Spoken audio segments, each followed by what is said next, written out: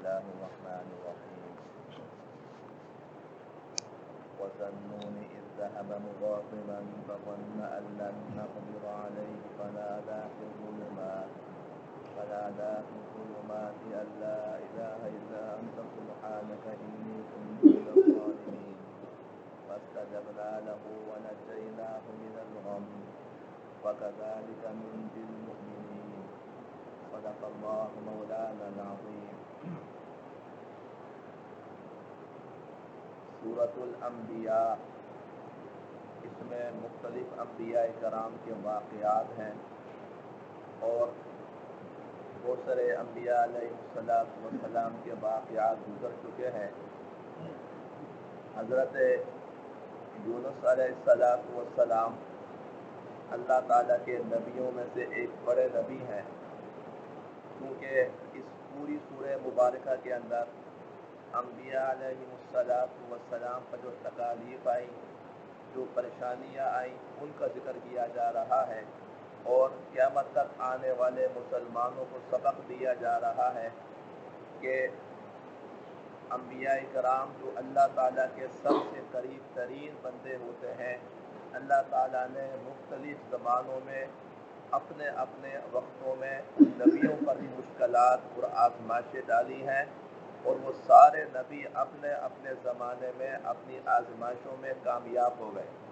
اور نبی اکرم صلی اللہ علیہ وسلم کے زمانے میں آپ علیہ السلام کو اور صحابہ کرام کو تسلی دی جا رہی تھی کہ دیکھو یہ سارے نبی ہیں، یہ بھی اللہ تعالیٰ کی طرف سے آپ کی طرف پیغام لے کر آئے تھے، دیکھو ان کو کیسی کیسی تکلیفیں اور آزمائشیں آئیں. کل کے درس کے اندر یہ بات گزر چکی ہے، کل من الصابرین، یہ سارے نبی جو ہے یہ صبر کرنے والے تھے. صبر کرنا نبیوں کا شیوا ہے، اس پر کل بات اسی سے ہو چکی ہے. آج کا جو درس ہے اپنے معنی اور مفہوم اور واقعات کے لحاظ سے اہم ترین درس ہے. مسلمانوں کو قرآن مجید کا ایک ایک لفظ سمجھنا چاہیے. عربی زبان دنیا کی وسیع ترین اور عجیب و غریب زبان ہے. اللہ تعالیٰ نے اس زبان کو اپنے لیے، اپنے نبی کے لیے، اہل جنت کے لیے منتخب کیا ہے، اور قیامت تک کے لیے قرآن مجید کی عربی زبان ہے. اس کی بڑی خصوصیات ہیں. آج ہم نے خام خواہ انگریزی کو سر پر چڑھا لیا ہے. انگریزی تو عربی کے مقابلے میں ایسے ہی ہے جیسے اونٹ کے مقابلے میں چونٹی ہے. کوئی حیثیت نہیں ہے انگلش کی، انگریزی کی عربی کے مقابلے میں. جو لوگ روزانہ درس سنتے ہیں یا قرآن کا مطالعہ کرنے والے ہیں، یہ جانتے ہیں کہ عربی زبان بڑی وسیع زبان ہے. اللہ تعالیٰ نے اس زبان کے اندر یہ خصوصیت رکھی ہے کہ ایک ایک لفظ ہوتا ہے، اس کے کئی کئی معانی ہوتے ہیں. کبھی جو ہے ایک چیز کے کئی کئی ترجمے ہوتے ہیں، ایک چیزوں کے کئی کئی نام ہوتے ہیں. عربی کے اندر بے شمار چیزیں ہیں کہ چیز ایک ہے، اس کے نام کئی کئی ہیں. تو عربی لغت جاننا بڑا ضروری ہے. جب تک کوئی آدمی عربی لغت نہیں جانتا، وہ قرآن مجید کا ترجمہ نہ کر سکتا ہے نہ سمجھ سکتا ہے. بہت ساری آیات کریمہ کے الفاظ پہلے گزر چکے ہیں. اسی طرح آج جو آیت کریمہ پڑھی جا رہی ہے، اس کے اندر ایک لفظ آ رہا ہے جس کے دو معانی ہیں. ایک معنی عام ہے، ایک خاص ہے. وَظَنُّونِ إِذْ ذَهَبَ مُغَاضِبًا فَظَنَّ أَن لَّن نَّقْدِرَ عَلَيْهِ فَنَادَىٰ فِي الظُّلُمَاتِ. یہاں پہلے سمجھ لیں، لفظ شروع ہو رہا ہے وَظَنُّونِ. نون کہتے ہیں عربی کے اندر مچھلی کو. وَظَنُّونِ اور مچھلی والے کا واقعہ. سورہ قلم کے اندر بھی اس کا ذکر ہے کہ وَلَا تَكُنْ كَصَاحِبِ الْحُوتِ. نبی حضرت یونس علیہ السلام کو صاحب الحوت بھی کہتے ہیں. حوت بھی عربی میں مچھلی کو کہتے ہیں. تو حضرت یونس علیہ السلام کو ذنون کہا گیا مچھلی والے، اور حوت کہا گیا، حوت بھی مچھلی. اب یہ مچھلی کے دو نام قرآن مجید کے اندر آپ کے سامنے آ گئے، نون بھی اور حوت بھی. یہ دو نام ہیں مچھلی کے جو قرآن مجید کے اندر کیا ہے. اگر آپ تھوڑا سا اور عربی میں جائیں گے تو عربی میں سمک بھی مچھلی کو کہتے ہیں، اور بھی کئی الفاظ ہیں جو مچھلی کے لیے بولے جاتے ہیں. تو یہ عربی کی خصوصیت ہے. حضرت یونس علیہ السلام کا قصہ پہلے مختصر الفاظ میں سن لیں، پھر آپ کو سمجھ میں آ جائے گا. حضرت یونس علیہ السلام یہ بنی اسرائیل کے نبیوں میں سے تھے، اور حضرت عیسیٰ علیہ السلام سے تقریباً 700 یا 800 سال پہلے گزرے، اور یہ فلسطین اور شام کے علاقے میں رہتے تھے. تو اس وقت جس وقت حضرت یونس علیہ السلام نبی تھے، اس وقت 5 مختلف انبیاء کرام اس وقت موجود تھے.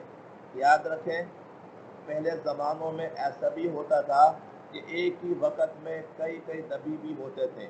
مثلا یہ لاہور کا نبی ہے، یہ پشاور کا نبی ہے، یہ کراچی والوں کے لیے نبی ہے، مختلف ملکوں کے نبی ہوتے تھے. اور بعض روایات میں 20 نبیوں کا واقعہ ملتا ہے کہ ایک زمانے کے اندر بیک وقت 20 نبی موجود ہوتے تھے. تو کیا نور والا زمانہ ہوگا. تو بہرحال تو حضرت یونس علیہ السلام کے زمانے میں یہ 5 نبی تھے. اور اس وقت عراق کے اندر ایک صوبہ ہے موصل، آج بھی اس کا ذکر اخباروں کے اندر آتا رہتا ہے. کچھ عرصہ پہلے وہاں پر بڑی بیماری ہوئی، بڑے مسلمان شہید ہوئے. اللہ تعالیٰ ان مسلمانوں کی مدد فرمائے. تو وہاں ایک بستی تھی نینوا بستی جو ہے یہ عراق کے اندر تھی، صوبہ موصل کے اندر. یہاں پر بڑے شریر قسم کے لوگ رہتے تھے، بڑے بدماش قسم کے. تو یہ جو 5 نبی تھے انہوں نے آپس میں مشورہ کیا کہ بھئی وہ علاقہ بڑا خطرناک ہے، وہاں کے لوگ بڑے بدماش ہیں، ظالم ہیں اور حد سے زیادہ بدماشی کرنے والے ہیں، وہاں کس کو بھیجا جائے. تو نبیوں نے مشورہ کیا. اللہ تعالیٰ کے حکم سے حضرت یونس علیہ السلام کا نام گرامی طے ہوا کہ آپ کیونکہ بڑے نبی ہیں، سینئر ہیں، تو آپ کو وہاں بھیجا جائے. تو حضرت یونس علیہ السلام اس بستی میں پہنچ گئے اور اللہ تعالیٰ کے نبی بن کر لوگوں کو تبلیغ کرنے لگے. ایک طویل عرصہ تک حضرت یونس علیہ السلام نے تبلیغ کی، لوگوں کو اللہ تعالیٰ سے ڈرایا، اللہ کے عذاب سے ڈرایا. لیکن بہرحال کچھ لوگ ایسے ہوتے ہیں ان کے اوپر بدبختی کی ایسی قلم چلی ہوتی ہے جو بیچارے نبیوں کی بات بھی نہیں سنتے. وہ بستی جو ہے یا بستی والے جو ہیں وہ ایمان لے کر نہیں آئے. انہوں نے حضرت یونس علیہ السلام کی بات کو ٹھکرا دیا.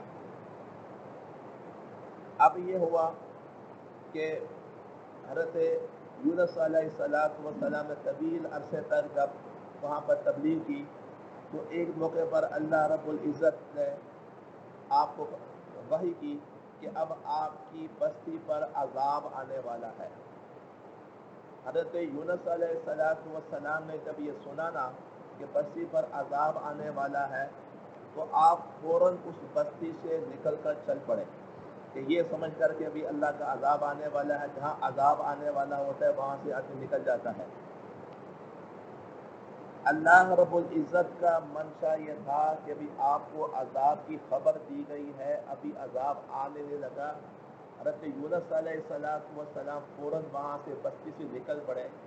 اللہ تعالیٰ کا قانون حکم یہ تھا کہ آپ بستی میں آتے، لوگوں کو مزید ڈراتے، اور پھر جب آپ کو کہا جاتا کہ اب آپ یہاں سے نکل چلیں تو اس وقت آپ کو نکلنا دینا. اس کو کہتے ہیں اجتہادی غلطی. یہ غلطی نہیں ہوتی، غلط فہمی ہوتی ہے. اور یہ نہ کوئی گناہ ہے، جیسا کہ بعض دفعہ کوئی آدمی کسی کام کو کرتا ہے، وہ کرتا ہے صحیح سمجھ کر لیکن ہوتا صحیح نہیں ہے. تو حضرت یونس علیہ السلام نے جب یہ پیغام سنا کہ عذاب آنے والا ہے تو وہ وہاں سے نکل پڑے. اللہ تعالیٰ کی طرف سے منشا یہ تھا کہ ان کو نکلنا نہیں چاہیے تھا، بلکہ انتظار کرنا چاہیے تھا جب میں کہوں گا حکم دوں اب یہاں سے نکل چلو. جیسا کہ حضرت ہود علیہ السلام، یہ حضرت نوح علیہ السلام کے واقعات صراحت سے موجود ہے. حضرت ہود علیہ السلام گزر گیا کہ آپ اور آپ کی قوم یہاں سے نکل جائیں. تو اسی طرح اللہ تعالیٰ کا منشا یہ تھا کہ ان کو باقاعدہ جب حکم دیا جائے گا تو یہ نکلیں. حضرت یونس علیہ السلام یہ سمجھے کہ اللہ تعالیٰ نے چونکہ بتا دیا عذاب آنے والا ہے تو لہٰذا اب وہ نکل گئی. اس کو غلط فہمی کہتے ہیں. حضرت یونس علیہ السلام نبی تھے اور اچھی طرح یاد رکھیں کہ ہمارا مسلمانوں کا عقیدہ یہ ہے کہ کوئی نبی کسی بھی قسم کا گناہ نہیں کر سکتا. وہ گناہوں سے معصوم ہوتے ہیں. اور کچھ اگر کوئی بظاہر ہمیں غلطی نظر آتی تو غلطی ہوتی نہیں ہے، لیکن ہمیں نظر آتا ہے تو اس کو اجتہادی غلطی کہا جاتا ہے. کہ غلطی نہیں ہوتی. اس شکل تو بے شک گناہ کی ہوتی ہے، غلطی کی ہوتی ہے، لیکن اس پر نہ کوئی مواخذہ ہوتا ہے نہ کوئی گناہ ہوتا ہے. حضرت یونس علیہ السلام اللہ تعالیٰ کے حکم سے وہاں سے نکل پڑے. باہر نکلے تو ایک جہاز جو ہے وہ دوسرے شہر میں جا رہا تھا. سوار کرنے لوگ بیٹھ رہے تھے. اس زمانے کے اندر سمندری سفر ہوتا تھا. تو حضرت یونس علیہ السلام بھی جہاز میں سوار ہو گئے. کس طرح کہ اس علاقے میں عذاب آنے والا ہے، میں اس علاقے سے نکل جاؤں. اب وہ جہاز یا کشتی چل پڑی. تھوڑے سے آگے جا کر وہ جہاز ڈولنے لگا، ڈوبنے لگا.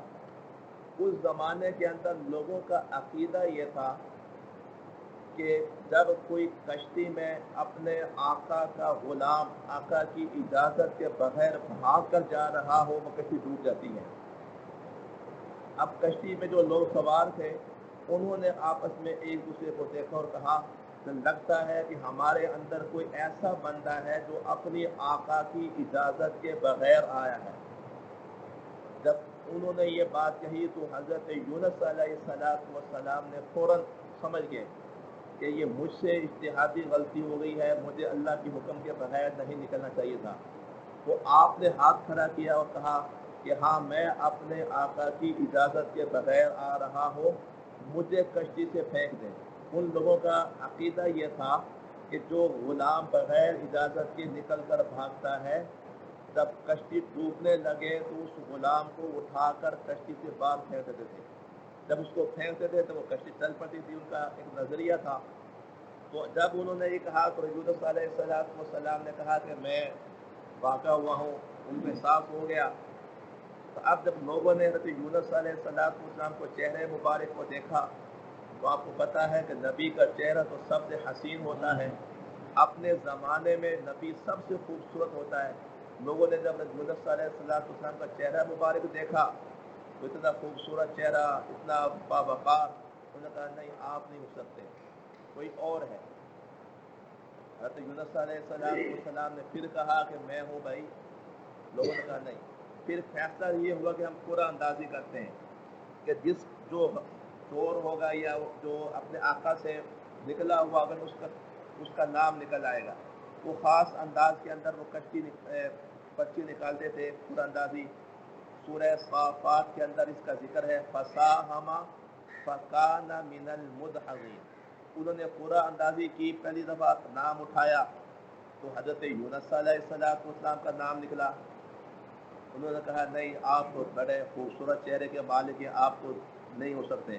ان کو یقین نہ آیا. پھر انہوں نے قرآن اندازی کی. پھر بھی حضرت یونس علیہ السلام کا نام آیا. پھر بھی ان کو یقین نہیں آیا. تو تیسری دفعہ پھر بھی ہم نکالا تو پھر حضرت یونس علیہ السلام کا نام نکلا. تب انہوں نے کہا کہ اچھا. تو انہوں نے کہا کہ ٹھیک ہے جی. وہ کشتی سے حضرت یونس علیہ السلام کو جیسے ہی انہوں نے باہر پھینکا اللہ تعالیٰ نے پہلے سے انتظام کیا ہوا تھا. کیونکہ سارا ایک غیبی نظام تھا. اللہ تعالیٰ کی طرف سے آزمائش مقصود تھی. جیسے ہی حضرت یونس علیہ السلام نے چھلانگ لگائی یا ان کو باہر پھینکا گیا تو فوراً اللہ تعالیٰ کے حکم سے مچھلی آئی اور آپ کو اپنے منہ میں نکل کر پیٹ میں ڈال لیا. اب اللہ تعالیٰ کی طرف سے یہ آزمائش تھی. بعض علماء نے لکھا ہے کہ آپ 3 دن مچھلی کے پیٹ میں رہے. بعض نے جو ہے وہ 10 دن رکھا. بعض نے کہا صبح کے ٹائم جو ہے ان کو مچھلی کے پیٹ میں ڈالا، شام کو وہ نکل آئے. بعض نے لکھا ہے کہ 40 دن تک. بہرحال یہ مختلف تفصیلی روایات جو ہیں یہ اس کا ذکر ملتا ہے. تو حضرت یونس علیہ السلام اس طرح مچھلی کے پیٹ میں چلے گئے. اب یہاں پر اس کا واقعہ جو ہے یہاں پر ذکر کیا جا رہا ہے. وَظَنُّونِ إِذْ ذَهَبَ مُغَاضِبًا فَظَنَّ أَن لَّن نَّقْدِرَ عَلَيْهِ فَنَادَىٰ فِي الظُّلُمَاتِ. ان آیت کریمہ کا ترجمہ انشاءاللہ کل کیا جائے گا، بات لمبی ہو جائے گی. اللہ تعالیٰ ہم سب کو واقعہ پہ سمجھ لیا، ابھی انشاءاللہ اس کا ترجمہ کل کریں گے. اللہ تعالیٰ ہم سب کو عمل کرنے کی، سمجھنے کی توفیق عطا فرمائے.